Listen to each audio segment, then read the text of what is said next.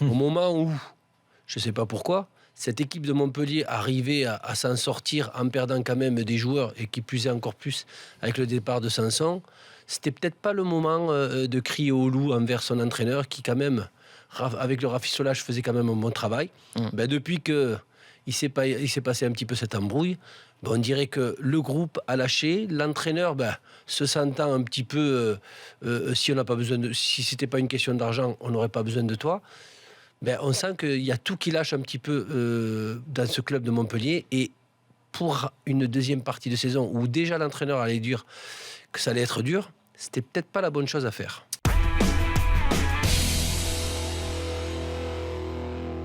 Je trouve que c'est un bon test pour Rennes, parce que le Nantes qu'on a depuis le Conseil Sao, c'est une équipe dure à bouger. Mais c'est le Nantes que j'ai envie de voir, moi. Ouais. T'as pas ça, toi aussi? T'as pas envie de voir Nantes, le Nantes de Conseil Sao? Non, mais le Nantes de Conseil Sao, j'ai compris.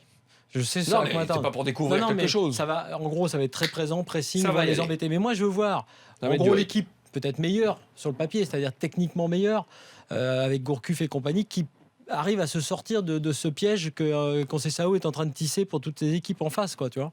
Le problème de la Ligue 1, quand je compare avec les autres championnats, c'est on parlait de... Il n'y en a pas qu'un de problème, vas-y. Non, mais de rythme. On ne parle pas de déchets techniques, mais de rythme. Quand on voit des matchs où tu as des équipes qui d'un coup se mettent à gérer sous prétexte qu'elles gagnent, je n'arrive toujours rien à comprendre.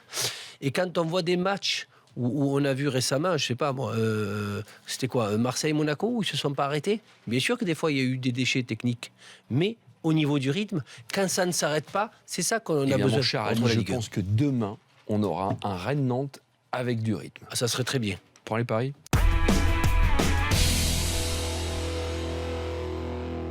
Anthony Mounier, qui joue à Bologne. Qui était à Montpellier.